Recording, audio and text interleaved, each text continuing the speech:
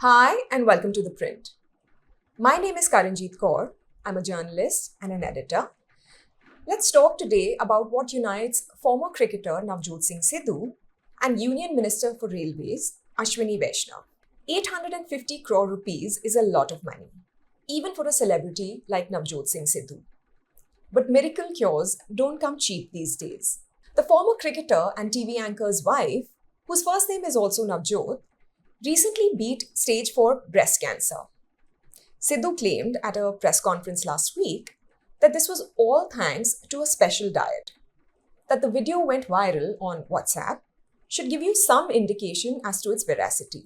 It sits perfectly among forwards about UNESCO declaring Jan Gan Man as the world's best national anthem, and theories about how the BJP's performance in the 2024 general elections was actually a masterstroke by Modi ji. But Sidhu asserted that specific remedies like consuming neem leaves and alkaline water and avoiding foods like sugar and refined flour actually helped Kaur overcome her illness after doctors had given her only 40 days to live.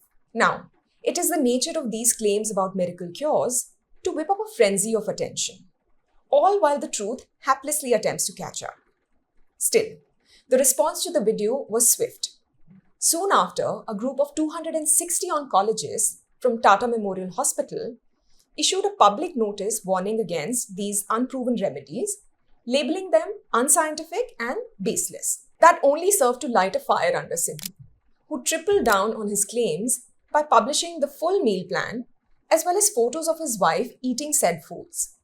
Social media users had to gently point out the chemotherapy bag that Kaur was intravenously hooked to, a minor detail that somehow got lost in Sidhu's enthusiastic endorsement of neem leaves. In response to these statements, the Chhattisgarh Civil Society issued an 850 crore rupee legal notice to Navjot Kaur Sidhu. The notice demanded evidence to support her husband's claims within 7 days. It also criticized the assertions as misleading and warned that such misinformation could lead cancer patients to abandon effective allopathic treatments, thereby increasing their health risks. But in India, where the Prime Minister himself offers the example of Lord Ganesh as evidence of ancient India's plastic surgery capabilities, Sidhu's claims are business as usual.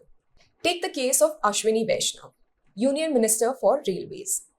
He recently shared a video of a travelling ticket examiner performing CPR on a fully conscious elderly passenger. The TTE vigorously administered chest compressions and mouth-to-mouth resuscitation on a man who was not only breathing, but was also quite capable of expressing his distress. The ministry had likely tweeted the video to get ahead of all the seasonal criticism it faces due to the deplorable conditions of our trains, until doctors across social media began to point out that performing CPR on a conscious person is not only ineffectual, but actively deadly. Vaishnav deleted the video soon after, but millions had already watched it. These incidents would merely be amusing if they weren't so dangerous. It represents a peculiar brand of medical misinformation that comes with an official stamp of approval. That a union minister couldn't distinguish between actual emergency care and what could potentially harm a passenger speaks volumes about the state of scientific literacy among us. But it shouldn't surprise us. This is the victory lap of a carefully cultivated ecosystem where scientific temper has been systematically dismantled, and it's all unfolded in front of our eyes over the last few years. The journey from ancient India had internet to CPR for conscious patients has been shorter than we might think. I remember a time when my colleagues and I would laugh every time a new fact-free pronouncement came from ministers and judges. For instance, a peacock impregnates a peahen through its tears, or global warming is just a state of mind. Our newsroom placed bets on which elected official would next discover evidence of ancient Indian superiority and in which Hindu text. But somewhere between 2014 and 19, we began to see that these absurd statements were actually stepping stones in a larger campaign to conflate science and mythology. The campaign had many voices, each more confident than the last. There was Vasudev Devnani, then the state education minister of Rajasthan, who announced that cows were unique in the animal kingdom for both inhaling and exhaling oxygen. Then MP Satyapal Singh dismissed Darwin's theory of evolution because apparently none of our grandparents had ever spotted a monkey transforming into a human in the forest. BJP parliamentarian Ramesh Pokhriyal Nishank once declared modern science a pygmy compared to ancient Indian astrology. These trial balloons tested how far scientific fact could be bent before it broke. By the time rationalists and activist journalists like Govind Pansare and Gauri Lankesh were silenced for questioning superstition and caste stigmas, we understood that the joke had always been on us.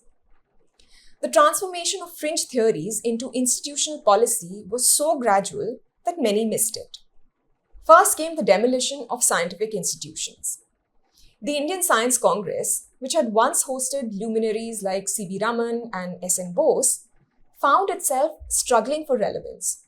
By January 2024, the Department of Science and Technology cancelled funding for the ISC altogether. Meanwhile, our premier institutions started hosting events that would have been unthinkable even a decade ago. IIT Delhi, an institution that young students quite literally die to get into, hosted a 2-day workshop on validating Panchgavya research.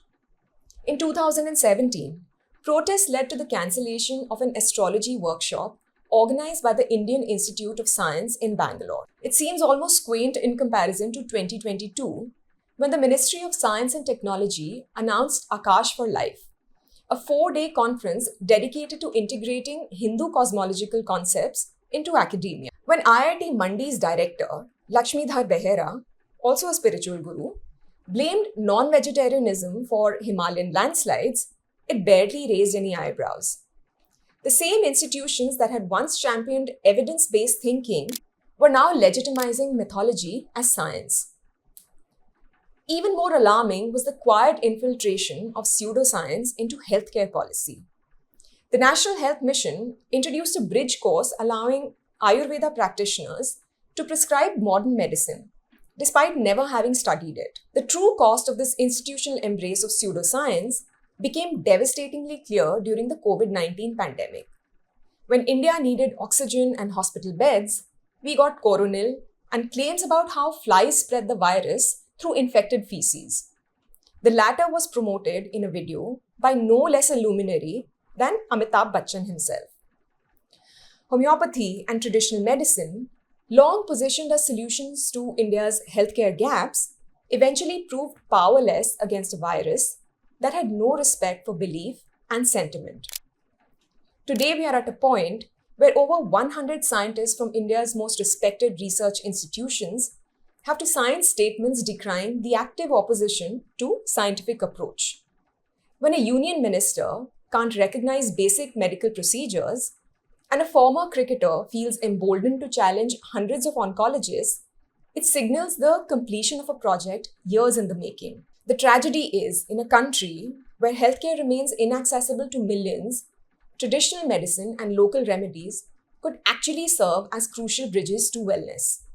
Ayurveda and homeopathy have long offered comfort and care to a population neglected by our fractured medical system.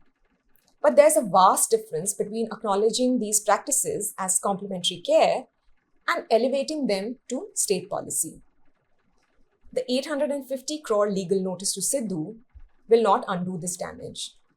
Having reverted from a scientific temper to superstition and untested treatments, we are now watching the costs being calculated not in crores, but in preventable tragedies.